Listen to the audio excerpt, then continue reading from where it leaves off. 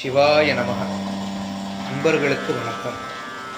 திருவண்ணாமலை அப்படின்னு சொன்னாலே நமக்கு முதல்ல ஞாபகம் வரக்கூடிய ஒரு விஷயம் நம்மளுடைய அப்பன் அண்ணாமலையார்.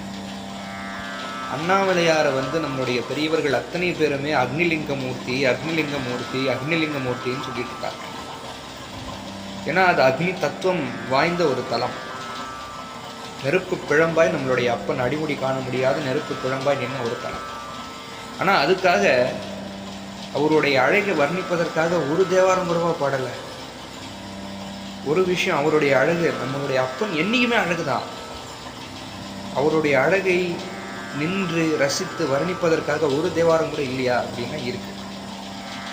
நால்வர்களில் ஒருவரான நம்மளுடைய அப்பர் பெருமான் திருநாவுக்கரசர் பெருமான் பாடியிருக்கக்கூடிய வாணனை மதிசூடிய மைந்தனை என்ற தேவாரம் அவருடைய அழகை அணுவாக வர்ணித்திருக்கிறது. ரொம்ப சின்ன தேவாரம்.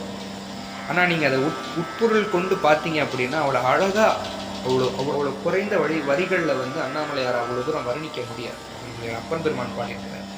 கீரவாணி ராகம் திரிபுடதாளத்தில் பாடியிருக்கிறார். அதை உங்களுக்காக நான் இப்போ பாடி காட்ட போகிறேன். வாணனை மதிசூடிய மைந்தனை தேனனை திருவண்ணாமலையனை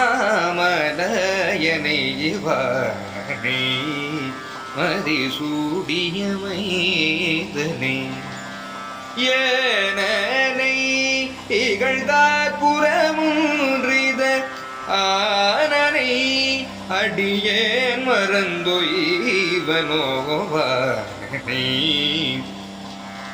வீரனை விடமுண்டனை விண்ணவதீரனை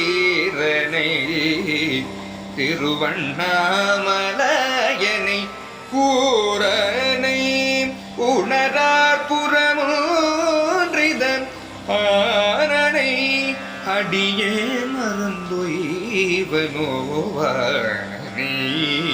மதிசூடிய மைந்தனை தேனனே திருவண்ணாமலையனை வாணனை. சிவாய நமக.